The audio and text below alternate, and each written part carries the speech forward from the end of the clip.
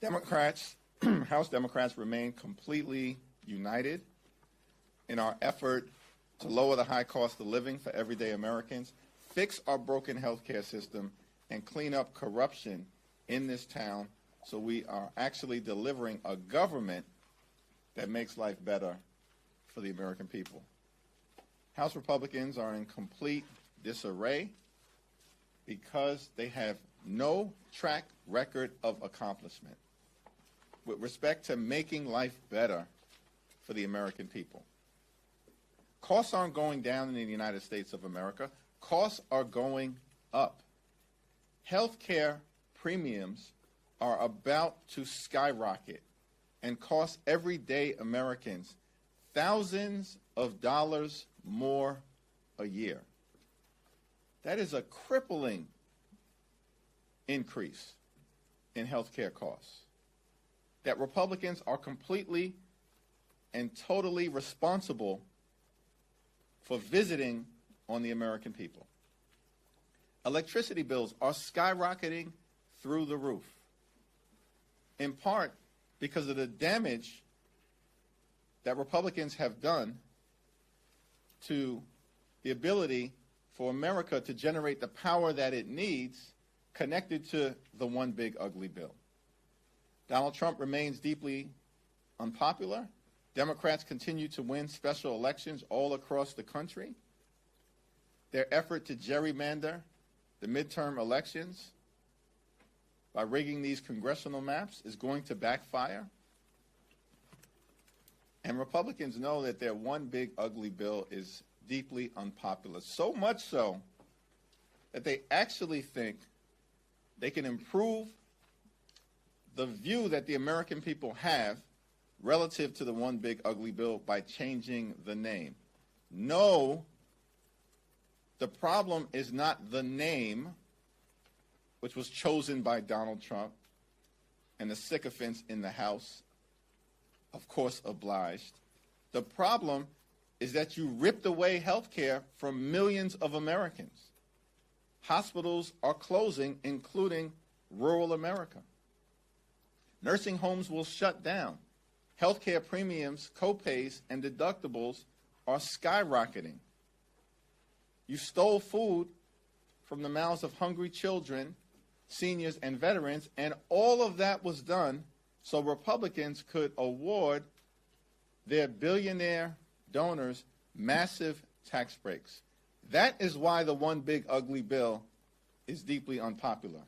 And no matter what branding change you undertake, that's the reality that you confront. Questions? Morning. One on crime and also one on oversight. Tomorrow, House Oversight expected to meet with another staffer of President Biden's. Are you are you concerned that this could linger going into the midterms, that this is a story that'll just continue to pop up right before it? Why are Republicans so obsessed with former President Joe Biden? What does any of that have to do with the fact that costs are through the roof, the cost of living is far too high, and Republicans haven't done a damn thing about it? One of the reasons why costs continue to go up, not down, is because Republicans have shown no interest in addressing the economy and building one that actually everyday Americans can afford. On crime, this week, D.C.'s mayor pledged further cooperation with the federal government. Is this a sign that maybe other Democrats should follow her lead? I mean, this is clearly a big change of tone from the D.C. mayor. Also, you've been back now for a few days. Does D.C. feel any safer compared to when you guys left for recess? I haven't seen a difference one way or the other, but I spent a lot of time in and around the Capitol. One thing I will continue to make clear is that we should support the Metropolitan Police Department, support the Chicago Police Department, support the New York Police Department, and support local law enforcement all across America. And what we should be doing is giving them the ability to do their jobs with the resources they need to continue to protect and serve. Republicans have actually cut funding for local law enforcement.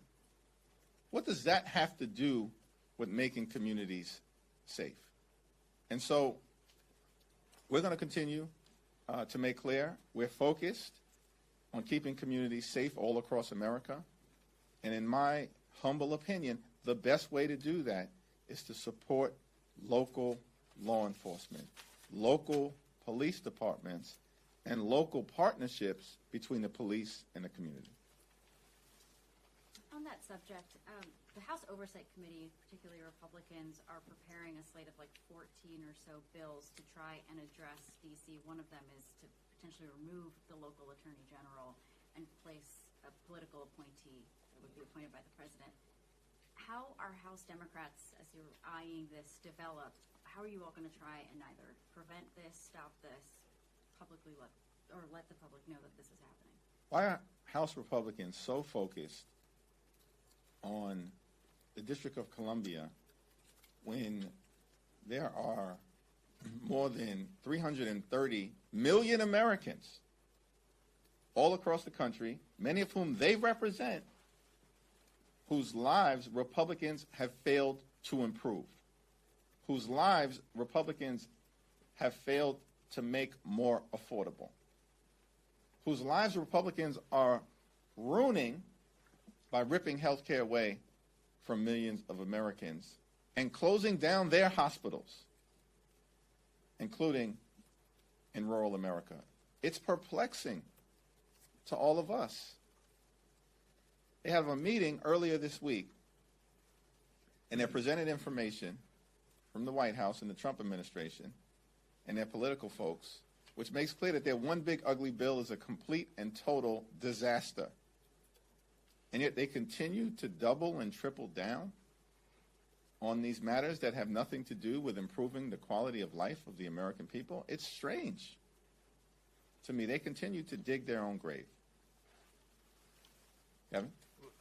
Obviously, I'm sure you saw there was reporting in the New York Times and Politico within the last 24 hours that the Trump administration is toying with potential jobs for for Eric Adams. That would be breaking news. That would be breaking news. And Curtis Sliwa. I'm wondering first off, your reaction to all of this, and also put this within the context of, do you think you could assuage some of this outside meddling if you were to take a position in this race? I don't really fully understand the notion of the outside meddling and how it is going to benefit anyone, because Donald Trump and the Republican brand is toxic in New York City, as is the case in so many other parts of the country. It's speculation as far as I'm concerned right now, but I don't see it having any political benefit for any of the people who are allegedly connected to some effort led by Donald Trump and the administration to change the trajectory of the New York City mayoral race. How long until stay tuned is no longer a tease and a reality? Stay tuned. Have you made any progress in starting four quarters negotiations in appropriations? And then if those do begin, or if they have begun, how much of a red line will this ACA issue be for Democrats? Healthcare is a clear red line. We will not support a partisan Republican spending bill that rips health care away from the American people. House Republicans have launched an all-out assault on the health care of the American people. They have ended Medicaid as we know it. They are assaulting the Affordable Care Act. Medicare is likely to experience a $500 billion cut because of the Republican one big ugly bill. Hospitals and nursing homes and community-based health clinics are going to close because of what Republicans have done with their all-out assault on health care in America. We've been very clear as Democrats. We will not support a partisan Republican spending bill that guts health care from the American people. Period. Full stop. We've said it publicly. We've said it privately. We'll continue to say it. And Republicans clearly don't get it because the Labor H appropriations bill that House Republicans support continues the assault on public health and the health care of the American people. What do they not understand about the moment that we find ourselves in? And why their one big ugly bill is so unpopular and has been rejected by the American people. Thank you, Mr. Leader. Let's talk about the Farm Bill. The extension will soon run out. There doesn't seem to be much consensus between the two sides about how to move forward. What's your level of concern given all of the other issues at play? I know government funding is top of mind. I know the D.C. takeover, but what's your message to Americans about the Farm Bill given the snap cuts that were in the reconciliation law? Just give me your sense of your level of concern about the lack of progress on a 5-year Farm Bill. Well, extreme MAGA Republicans have made it very difficult to achieve a bipartisan farm bill as a result of including in the one big ugly bill the largest cut to nutritional assistance in American history. That's extraordinary. These Republicans are going to cause people in their own districts to go hungry, including children and seniors and veterans. I have complete and total trust in the Democrats on the Ag Committee, including Ranking Member Angie Craig, and we'll see what House Republicans put on the table, but they have not been acting in good faith. And as a result, they are making life more challenging for the farmers of America, including by creating a difficult situation in terms of trying to arrive at a bipartisan farm bill for the next 5 years. Yep. No, thank you. Appreciate it. You mentioned you thought redistricting was going to backfire on Republicans. I'm curious, why do you think that? And more broadly, is there a concern that if district lines are constantly changing around the country that it might discourage people from running for Congress if they know that there's so much instability? We need one national redistricting standard to prevent the type of toxic shenanigans that Donald Trump and Republicans are engaging in by trying to gerrymander congressional maps in the middle of the decade to try to rig the midterm elections. That's a Democratic position, and it has always been that. The problem, of course, is that we have Republicans who are trying to play by a different set of rules. And the Democratic position has been, we will not play by a different set of rules. We will continue to forcefully, aggressively, and immediately respond, just as we did in California. Republicans were apparently operating under the misguided notion that we were going to let them get away with trying to rig the midterm elections without a forceful response. They were badly mistaken. And at the end of the day, it's not going to work out well for them. And they will not be able to mathematically rig the midterm elections, which is what their original intention was when this process started. House Republicans know they can't mathematically get to an outcome that will stop us from taking back the majority. We know it. The only person who doesn't seem to know it yet is Donald Trump. When you say backfire, though, are you talking about a voter backlash or just the Democratic response in states like California? Both. There is a clear voter backlash. Even in Texas, this effort is unpopular. And by the way, Republicans took a gerrymandered map in Texas that already violated the Voting Rights Act, and they made it worse. And so what they've done is strengthen our case that the Texas congressional map violates both the 14th Amendment of the United States Constitution and Section 2 of the 1965 Voting Rights Act. And we look forward to the court hearing that is going to take place next month. You said earlier this week that everyone spoke to several of your members between then and now. A lot of them don't embrace generational change. They say it in and of itself is not a virtue and that seniority is being overlooked. Who exactly would that be? I spoke to Eleanor Holmes Norton, for example, John Larson. All these people are facing primary challengers who say it's time for, well, not Holmes Norton, but Steny Hoyer as well. A lot of these people are facing primary challengers who say it's time for a new generation to lead. Let's take Steny Hoyer as an example, and we can go down the list of each and every one of those people that you mentioned. Steny Hoyer was the House Majority Leader, a phenomenal leader for the country.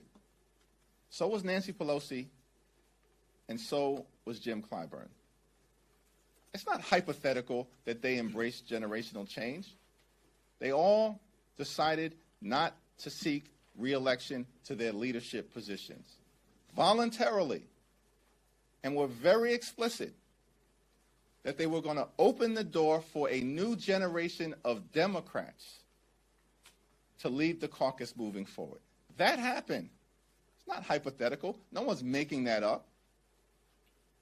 That's what's called embracing generational change. And the generational change that took place in the House of Representatives several years ago was unanimous for every single one of us. Now, every single one of you follow the last several caucus races to lead committees.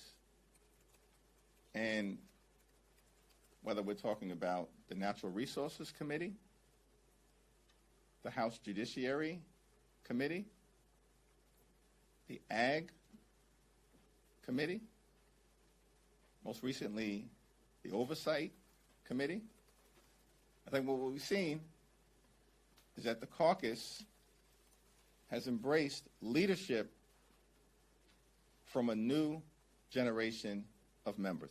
Every single one of those races. Now, with respect to individual contests back at home, I strongly support John Larson's re-election because he's a great advocate. He's a forceful advocate. And so when I'm talking about generational change and how it's been embraced by members of the House Democratic Caucus, I'm talking about from a caucus perspective, facilitating the next generation of leaders as it relates to both traditional House leadership positions.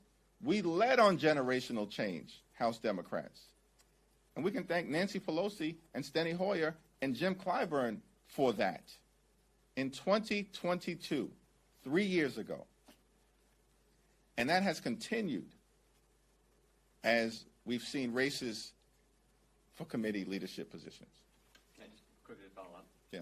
Because activists from groups like Run for Something, Leaders We Deserve, Justice Democrats, they say inter-caucus generational change isn't enough, that it has to happen at the district level. Do you disagree with that? I think that the House of Representatives is about renewal. It's one of the great things about the House. But every single congressional district and the electorate in those congressional districts are going to make a decision about who is best positioned to represent that congressional district moving forward. That's an individual decision that should be made by voters in these congressional districts all across the country. House Democrats and every single member of this great institution, we're on a 2-year employment contract. That was by design in terms of the framers. They said, we want this institution to be the closest to the American people. We run for office knowing that we're on a 2-year employment contract. We have to constantly go back to the voters to have that contract renewed based on whether we are doing a good job or not. That's a decision that will continue to be made by the voters in each and every one of these congressional districts. And they'll make it in the context of primaries in some instances, or they'll make it in the context of general elections in others. Thanks. Paul? Thank you. What do you think about the decision of President Trump to remove 6 of the 7 members of the Puerto Rico Fiscal Board. One of those is a person that you recommended. And I would like to know if the White House already contacted you about the new recommendation. I'm in close touch with Nydia Velasquez, as well as Pablo Hernandez, and other leaders in the caucus as it relates to the White House's continued attack on the ability of Puerto Rico to actually meet its fiscal responsibilities in a way that lifts up the people of Puerto Rico as opposed to having things dictated to them. And so we'll have more to say on this issue, but I'm going to say it in partnership with the leaders of the House Democratic Caucus who have close connections to the island, including the island's resident commissioner. But any communication from the White House? No. To you? No. Yeah, thanks. Thank you, Leader. The DNC posted in support of Zoran Mamdani's campaign yesterday with a statement of Mamdani saying, "We welcome anyone to join this movement." You've met with him twice, and stay tuned, declined to endorse him. Are you out of step with your party on this issue? I don't know. I guess people are going to have to figure that out. If that's the question you think that my constituents are asking me, because they're not. Thanks. A number of Democrats are supporting a congressional stock trading bill that does not apply as of yet to the vice president or the president. And they're saying they, if necessary, would sign on to a discharge petition. Would you ever vote to advance a bill like that does not cover President Trump? We have to clean up corruption in Washington, D.C. That's in Congress, that's in the Supreme Court, and that's with the administration. In terms of the congressional stock ban, it is clearly something that has to happen. And Democrats have been leading on this effort. In terms of the individual bills, we'll have to have a caucus conversation about what is the best approach and what's achievable. But this is the most corrupt administration in American history. Donald Trump and his administration make Richard Nixon look like a choir boy. And so clearly something is going to have to be done. But figuring out the right legislative vehicle is the subject of a discussion by the caucus. Okay. Back? Oh, thank you. Can I ask about two separate issues? First, are you in favor of the Democrats holding a midterm convention? And then second, have you identified who you want named to the January 6th select committee that was approved yesterday? I'm in conversation with Jamie Raskin about the January 6th so-called committee, and we will aggressively and forcefully push back against any effort to try to whitewash what happened on January 6th, where a mob of violent individuals attacked the Capitol as part of an effort to overturn the results of the 2020 presidential election at the direction of Donald Trump. With respect, what was your first question?